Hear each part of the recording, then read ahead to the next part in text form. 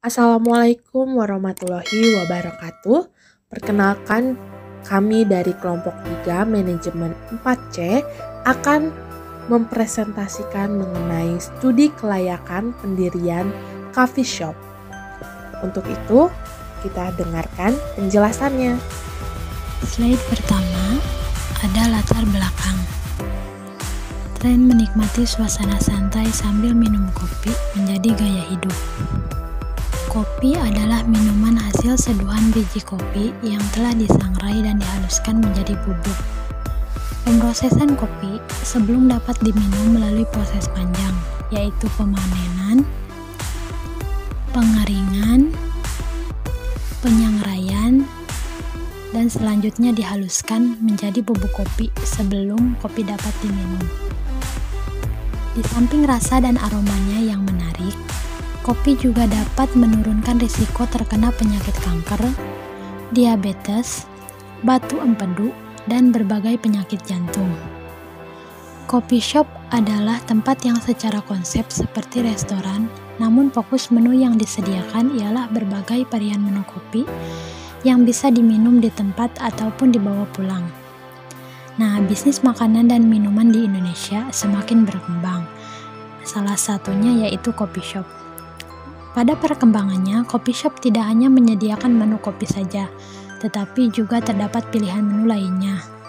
Tapi umumnya menu yang tersedia memiliki cita rasa manis agar bisa pas jika disantap berbarengan dengan kopi. Meskipun demikian, coffee shop tetap mengedepankan menu kopi dengan terus melakukan inovasi dan menyajikan pilihan menu kopi baru secara konsisten. Seiring dengan perkembangan zaman, pada saat ini kopi telah menjadi bagian gaya hidup modern.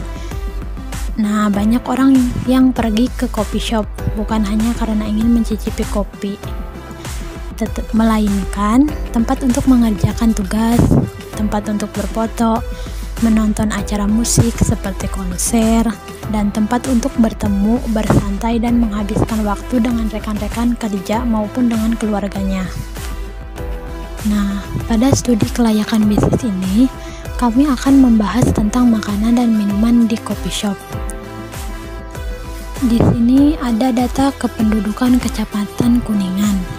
Untuk jenjang ada SMA, untuk jumlahnya ada 3.331, dan untuk SMK 3.718, dan untuk jumlah semuanya ada 7.049. Nah, sumbernya yaitu Badan Pusat Statistika atau BPS. Selanjutnya ada permintaan. Nah, jumlah permintaan untuk produk kopi pada coffee shop per tahun pada 5 tahun ke depan adalah untuk tahun 2022 yaitu 333.000. Selanjutnya yaitu permintaan. Jumlah permintaan untuk produk kopi pada coffee shop per tahun pada 5 tahun ke depan adalah untuk tahun 2022 proyeksi permintaannya ada 338.352. Pada tahun 2023 ada 362.037. Pada tahun 2024 ada 387.379. Pada tahun 2025 ada 414.496. Pada tahun 2026 ada 443.510. Proyeksi permintaan. Jumlah permintaan terhadap produk. Untuk sasaran pembeli atau konsumennya yaitu pelajar SMA dan SMK di Kecamatan Kuningan. Jumlah konsumen ada 7.049 orang. Jumlah kebutuhan per bulan ada 28.196 unit. Dan untuk total kebutuhan per tahunnya ada 338.352 unit. Nah, jadi proyeksi permintaan di samping dihitung dengan menggunakan metode least square dari data permintaan tahun sebelumnya. Sehingga didapat data permintaan pada tahun 2022 sampai 2026. Nah, tabel proyeksi permintaannya yaitu untuk periode 2022 jumlah permintaannya ada 43.450 orang. Untuk 2023 ada 48.980 orang. Untuk 2024 ada 54.510 orang, dan untuk 2025 ada 60.040 orang, dan untuk 2026 ada 65.570 orang. Selanjutnya yaitu ada penawaran. Jumlah produk sejenis yang ditawarkan coffee shop di Kecamatan Kuningan adalah sebagai berikut. Nah, tabel kapasitas produksi pesaingnya yaitu ada nama perusahaan, kapasitas produksi per tahun.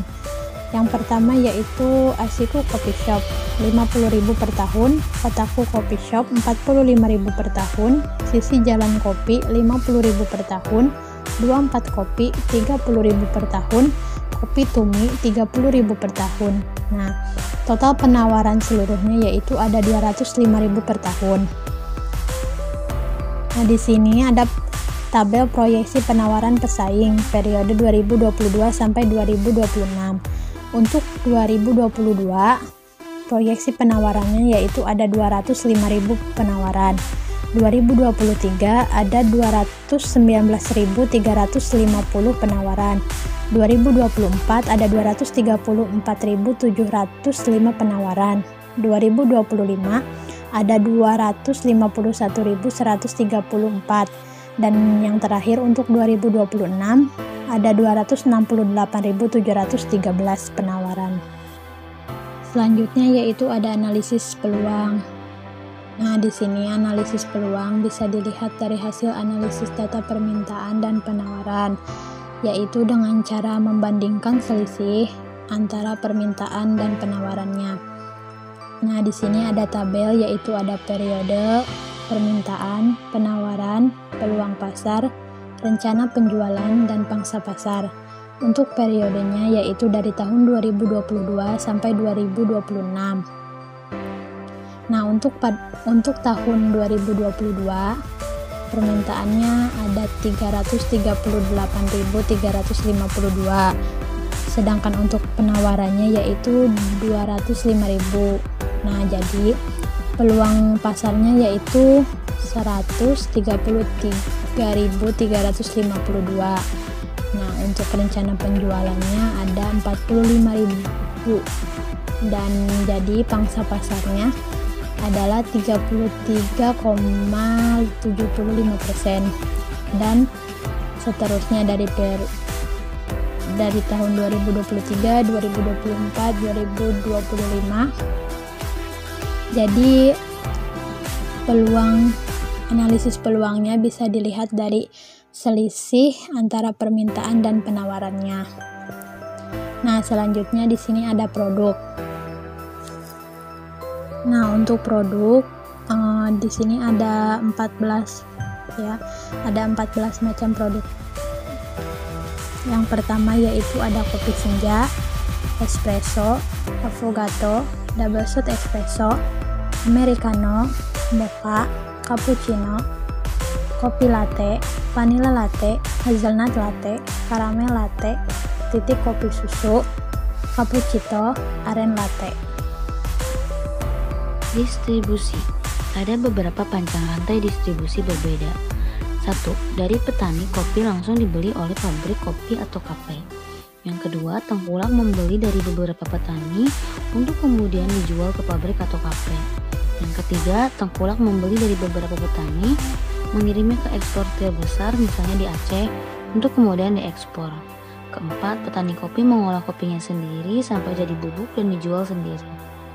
Petani kopi biasanya cukup memasukkan buah kopi ke dalam karung, membawanya pulang lalu meletakkannya di depan rumah. Nanti akan datang tengkulak untuk menimbangnya. Saat ini dengan mudahnya proses pengiriman barang dengan kurir melalui pos ataupun JNE, banyak kafe yang memesan kopi dalam jumlah kecil langsung ke petani. Tujuannya biasanya untuk mendapat rasa kopi yang spesifik.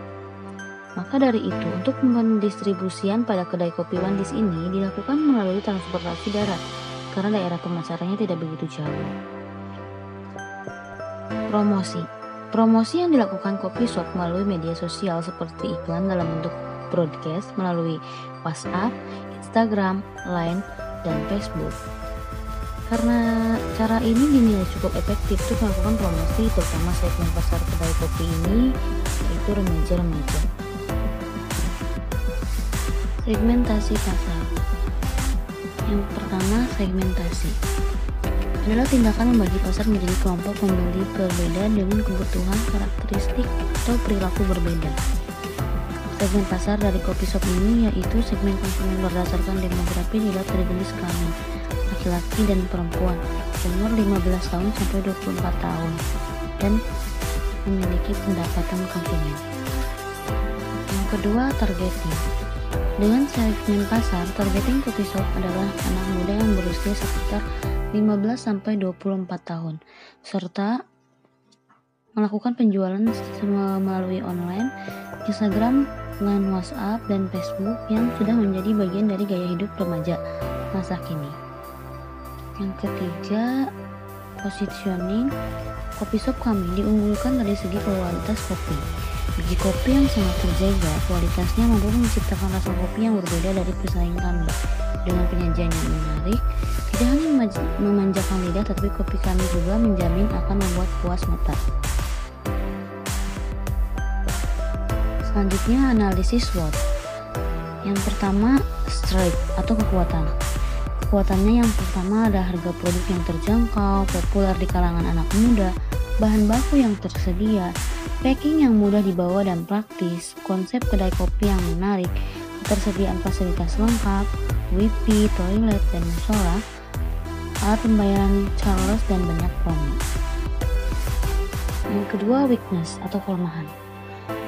Brand awareness yang rendah, sarana promosi yang belum maksimal, terutama bagi kedai kopi yang baru buka. Yang ketiga, kesuksesan media sosial yang terbatas, follower masih sedikit dan belum memiliki jangkauan audiens yang luas. Dan selanjutnya, kompetitor lain yang lebih kuat.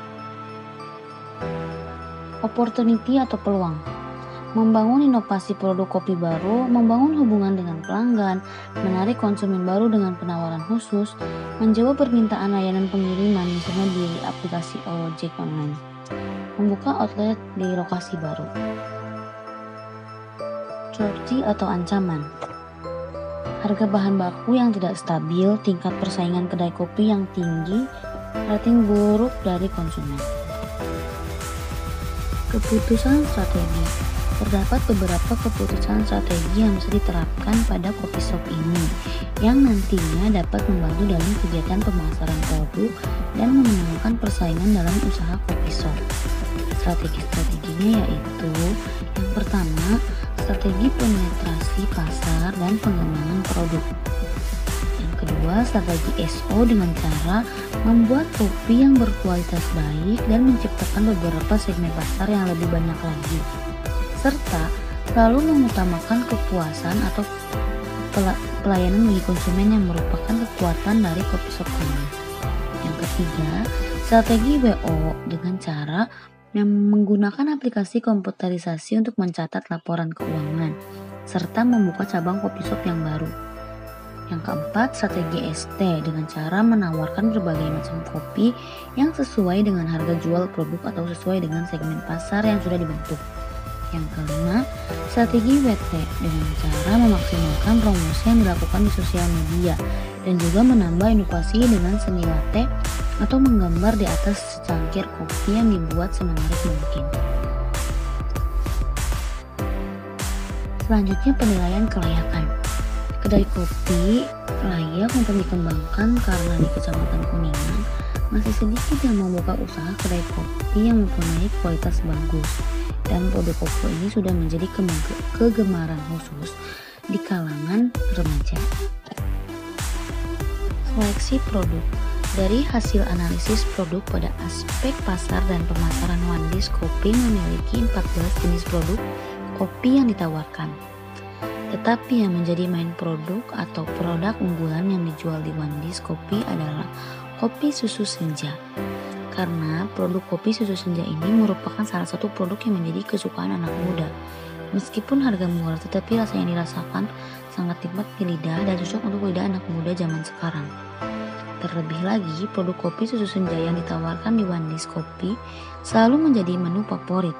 Sehingga kopi susu senja ini salah satu produk yang jumlah permintaan dan penawaran pasarnya lebih besar dibandingkan dengan produk kopi lainnya yang ada di Wandis Kopi. Selanjutnya deskripsi produk. Kopi adalah minuman hasil seduhan biji kopi yang telah disangrai dan dihaluskan menjadi bubuk. Kopi merupakan salah satu komoditas di dunia yang dibudidayakan lebih dari 50 negara. Deskripsi tentang menu kopi di kedai Wandis yaitu yang pertama, bentuk produk. Produk kopi yang tersedia berbentuk cair dan siap minum dan dikemas dalam kemasan cup dan botol. Yang kedua, tekstur produk. Yang ketiga, bahan baku. Pemilihan bahan bahan yang dipakai menggunakan biji kopi Robusta dan Arabica yang berkualitas, serta menggunakan susu UHT yang berkualitas baik. Yang keempat, ada warna produk. Yang kelima, daya tahan. Untuk kemasan botol, daya tahan produknya bisa mencapai 3-4 hari jika disimpan di tempat yang dingin atau di dalam kulkas dalam 1 hari di suhu ruangan. Yang keenam, umur ekonomis. Yang ketujuh, gambar produknya dapat kita lihat. Yang kedelapan, ukuran kualitas. Ukuran penawaran untuk menu kopi ini sendiri yaitu ada dalam kemasan botol dengan ukuran 500 ml dan 250 ml. Yang kesembilan, spesifikasi menu yang dijual di kedai kopi Wandis ini berbeda dari menu yang ditawarkan di kedai kopi lainnya. Menu yang dijual di kedai kopi Wandis ini lebih mengutamakan kualitas biji kopi yang terbaik dan susu UHT yang berkualitas, dan bahkan dikemas menggunakan kemasan yang didesain sedemikian rupa agar dapat menarik minat anak muda dan pelanggan lainnya. Yang ke-10, kemasan. Kemasan menggunakan botol ukuran 500 ml dan 250 ml dan juga menggunakan cup dan memiliki label pada setiap kemasannya. Nama saya Muhammad Indra Yustika. Di sini saya akan menjelaskan materi yang berikutnya mengenai mesin dan teknologi yang digunakan. Peralatan yang digunakan antara lain 2 mesin kopi dengan merek yang berbeda dengan masing-masing harga sebesar Rp4.500.000, 1 penggiling kopi dengan harga Rp2.000.000, 1 mesin press cup dengan harga Rp700.000, 1 tablet dengan harga Rp1.500.000, 1 mesin stroke dengan harga Rp750.000, serta 30 meja dan kursi dengan total harga Rp30 juta, dan peralatan lainnya seharga Rp5.050.000, sehingga total biaya yang dikeluarkan untuk peralatan sebesar Rp49 juta. Lalu di sini tersedia berbagai macam jenis kopi. Yang pertama ada kopi senja dengan jumlah 200 biji, espresso dengan jumlah 100 biji, affogato dengan jumlah 50 biji, double shot espresso 50 biji, americano 50 biji, mocha 150 biji, cappuccino 150 biji, cafe latte 150 biji, vanilla latte dengan jumlah 100 biji, hazelnut latte 70 biji, caramel latte 50 biji, titik kopi susu 50 biji, cappuccino 70 biji, dan aren latte 50 biji. Kemudian letak usaha. Letak lokasi usaha kopi shop yaitu berada di Jalan Veteran nomor 157 Kuningan, Kecamatan Kuningan, Kabupaten Kuningan, di mana tempat ini dianggap strategis dan mudah dijangkau oleh berbagai kalangan pengunjung, terutama kalangan anak muda, dengan desain bangunan yang berbeda dengan bangunan-bangunan di sekitarnya, menjadikan kopi shop ini menjadi pusat perhatian banyak orang, terutama bagi para remaja. Lalu ada proses produksi. Konsumen bisa memilih menu, lalu take away atau dine-in, proses pembuatan pesanan, pemilihan tabel, pembayaran, dan transaksi selesai, konsumen lalu meninggalkan tempat. Lalu ada luas dan kapasitas produksi. Kapasitas mesin yang dimiliki Wandis Coffee diantaranya mesin Coffee Curve dan Nova dengan kapasitas pemakaian 5 tahun tergantung pemakaian. Mesin penggiling kopi Curve untuk espresso, kapasitas pemakaian 5 tahun tergantung pemakaian. Mesin press cup kapasitas pemakaian 3 tahun dan tergantung pemakaian. Satu komputer kapasitas pemakaian 3-4 tahun tergantung pemakaian. Tabel kasir kapasitas pemakaian lebih dari 5 tahun atau tergantung pemakaian. Meja dan kursi KP kapasitas pemakaian lebih dari 5 tahun. Ya, lalu ada hiasan KP, kapasitas pemakaian lebih dari 5 tahun, tergantung pemakaian. Saya Muhammad Rojidan akan melanjutkan materi, yaitu kapasitas produksi dari One Dish Cafe bisa dilihat di bawah ini. Yang pertama ada biaya tetap sebesar 115.620.000. Ada 3, yaitu biaya peralatan, biaya tenaga kerja, dan biaya listrik. Kemudian yang kedua, biaya variabel per cup atau per unit, yaitu Rp 10.000 terdiri dari biaya bahan baku sebesar Rp5.000 dan biaya lain-lain sebesar Rp3.000. Kemudian yang ketiga ada harga jual per unit sebesar Rp19.000 didapat dari BEP per unit dan BEP rupiah di bawah ini. BEP unit yaitu biaya tetap dibagi harga per unit dikurangi biaya variabel per unit. Jadi 137.760.000 dibagi 19.000 dikurangi 8.000, yaitu hasilnya akan menjadi Rp12.524. Kemudian BEP rupiah, yaitu biaya tetap dibagi kontribusi margin per unit dan dikurangi harga per unit, yaitu Rp11.480.000 dibagi 11.000 dibagi 19.000 dan hasilnya 20.140.351. Kami menargetkan laba sebesar 10 juta per bulan. BEP kurangi laba, biaya tetap ditambah target laba dibagi harga per unit kurangi biaya variabel. Maka dari itu 20.140.351 rupiah ditambah 10 juta dibagi 19.000 dikurangi 8.000. BEP kurangi laba, yaitu 20.140.351 rupiah dibagi 11.000. Jadi yaitu 1.831 per cup. BEP kurangi laba 20.140.351 kurung buka 1.831 dikali 19.000. Jadi jika One Dish Cafe ingin mendapatkan laba atau keuntungan yaitu sebesar 34.789.000 per bulan, maka One Dish Cafe harus menjual produk minimal sebanyak 1.831 cup setiap bulannya. Kemudian ada struktur organisasi. Di sini terdapat direktur yaitu Muhammad Rojidan, barista Agustina Lia Amelia, koki ada 2 yaitu Lia Kurniasih dan Ella Turrohmah. Sedangkan untuk pelayan adalah Hani Khofifah Marwah. Kemudian ada job analysis dan description. Direktur ialah orang yang bertugas mengawasi seluruh kegiatan yang berada di street distro dan menerima laporan sebulan sekali dari hasil usaha. Barista adalah seorang yang memiliki tugas untuk meracik dan menggiling kopi.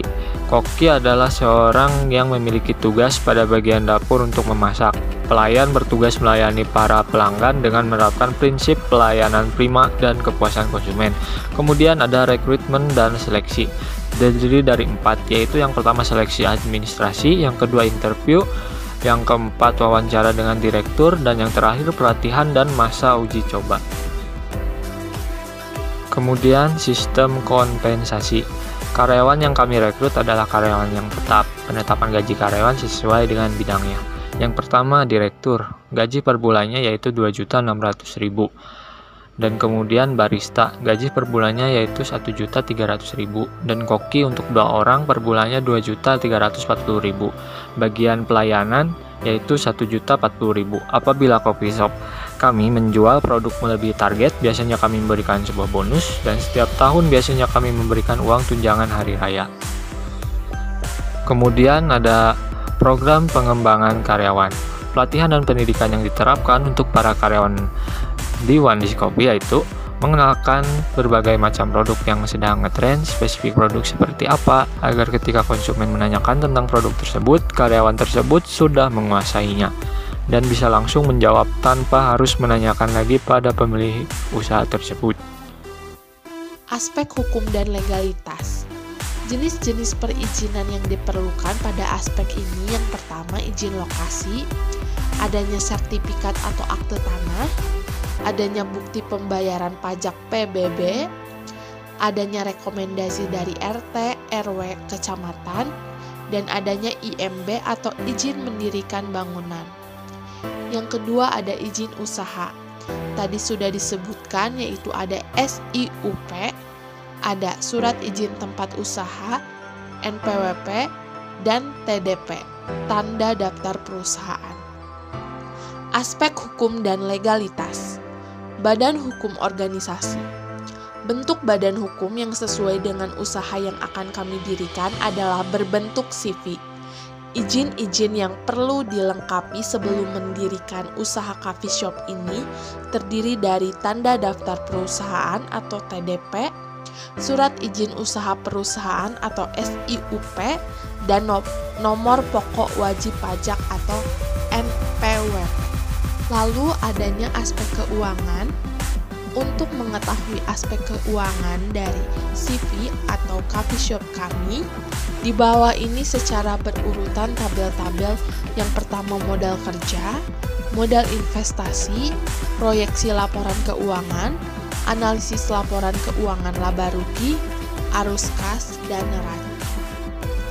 Pada gambar di bawah ini, adanya tabel bahan baku yang menunjukkan adanya biji kopi sebagai bahan utama, susu UHT sebagai bahan utama, air galon, es batu, gula aren, sirup rasa kopi.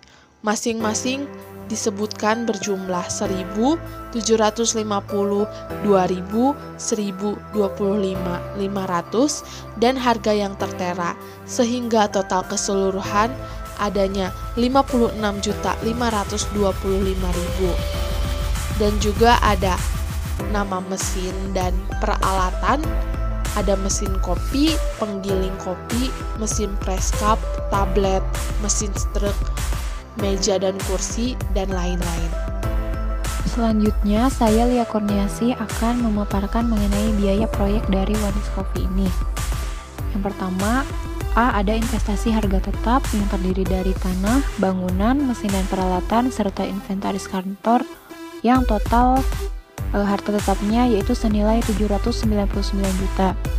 Kemudian yang ke B ada investasi peroperasi, itu semua nilainya 0, sehingga A dan B dijumlahkan, yaitu investasi menjadi nilainya tetap 799 juta. Kemudian yang kedua ada modal kerja yang terdiri dari biaya pokok produksi. Yang pertama ada bahan baku dan pembantu, ada upah tenaga produksi, ada biaya umum pabrik. Jadi total biaya pokok produksi ini senilai 146.885.000. Kemudian yang kedua ada biaya usaha, terdiri dari direktur senilai 31.200.000. Kemudian ada barista 15.600.000, ada koki 56.160.000 itu untuk 2 orang. Kemudian ada pelayan senilai 12.480.000, biaya pemasarannya 0, suplai kantor atau ATK-nya 60.000, dan sewanya 0, dan lain-lainnya 100.000. Kemudian total biaya usahanya itu ada 115.500.000. Kemudian dijumlahkan antara biaya pokok produksi dengan biaya usaha itu menjadi 200. Biaya operasi per 5 bulan itu ada 262.385.000. Selanjutnya ada modal kerja 1/5 dikali biaya operasi, itu totalnya ada 52.477.000. Itu dengan modal sendirinya senilai 139.800.000, dengan kreditnya minus 87.323.000. Kemudian total biaya proyek C ditambah D-nya itu untuk totalnya 851.477.000, dengan modal sendirinya senilai 838.800.000, dengan kreditnya 12.677.000. Jadi persentase dari biaya proyek ini untuk totalnya 100%, yang 99%-nya itu berasal dari modal sendiri dan 1%-nya itu berasal dari kredit. Selanjutnya beralih pada analisis laporan laba rugi.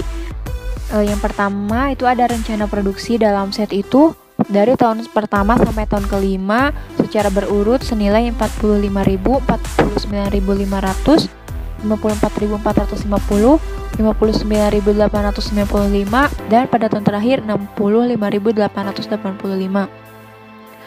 Kemudian pada penjualan tertera dari 855 juta pada tahun pertama dan pada tahun terakhir 1.251.805.500. Kemudian ada biaya pokok produksi yang terdiri dari bahan baku dan pembantu, upah tenaga produksi, biaya umum pabrik, sehingga di total biaya pokok produksi pada tahun pertama yaitu 708.115.000. Kemudian pada tahun kedua ada di layar sampai tahun ke-5. Selanjutnya ada laba kotor yang nilainya itu dari penjualan dikurangi biaya produksi. Nilainya ada tertera pada layar. Kemudian yang keempat ada biaya usaha, itu ada gaji direktur, gaji barista, gaji koki, dan juga gaji pelayan. Ada juga biaya suplai kantor serta biaya lain-lain. Total biaya usaha sebelum penyusutan dan amortisasinya itu dari tahun pertama sampai tahun kelima nilainya tetap yaitu Rp115.500.000. Kemudian ada penyusutannya senilai Rp3.027.778. Kemudian total biaya usahanya dari tahun pertama sampai tahun kelima itu senilai Rp118.527.778. Itu sama sampai pada tahun kelima. Kemudian ada laba usahanya itu yang nilainya didapat dari laba kotor dikurangi total biaya usaha. Nilainya tertera pada layar. Kemudian dengan bunga 50%, nilainya tertera pada layar. Kemudian ada laba sebelum pajak yang nilainya dapat diperoleh dari laba usaha dikurangi bunga. Nilainya tertera pada layar. Selanjutnya ada pajak, nilainya tertera pada layar. Dan laba itu yang diperoleh dari laba sebelum pajak dikurangi pajak. Nilainya tertera pada layar. Kemudian BEP, nilainya didapat dari total biaya usaha dibagi laba kotor 100%, yaitu pada tahun pertama 17%, pada tahun kedua 15%, pada tahun ketiga 14%, pada tahun keempat 13%, dan pada tahun kelima 11%. Selanjutnya yaitu laporan arus kas.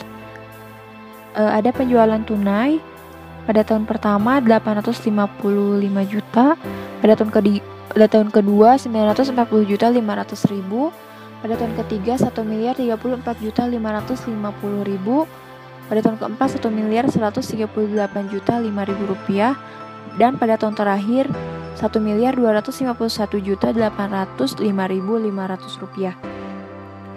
Yaitu dengan modal sendiri senilai 838.800.000 dengan kredit investasi senilai 100 juta rupiah.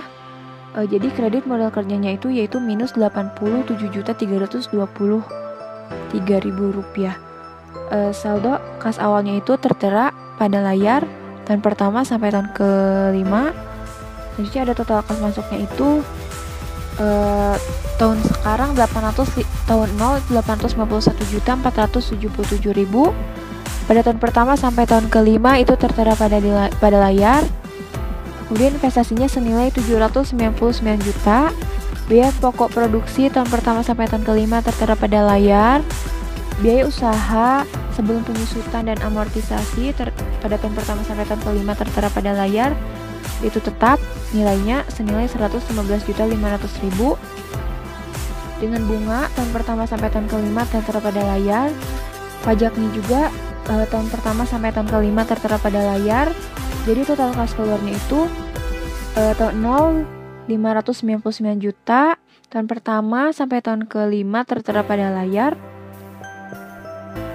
Kemudian ada angsuran kredit investasi pada tahun pertama sampai tahun kelima itu senilai 20 juta tetap.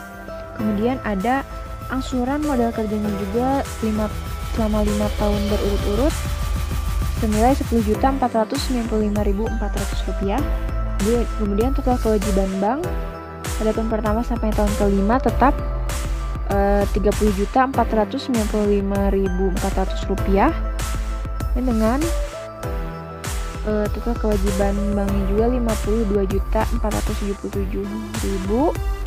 Dan pada tahun pertama sampai tahun kelima itu tertera pada layar. Kemudian berlanjut pada slide 25. Jadi penjualan tunainya itu pada tahun pertama 855 juta, kemudian tertera pada layar. Dan pada tahun kelima itu senilai 1.251.805.500 rupiah. Kemudian total piutangnya itu 0. Total kas masuknya itu dari tahun 0 sampai tahun kelima itu dapat tertera pada layar. Sehingga dari perhitungan tersebut dapat didapat IRR itu senilai 41,66% dengan NPV senilai 564.362.767 rupiah. Kemudian dengan payback periodnya itu tahun per bulan.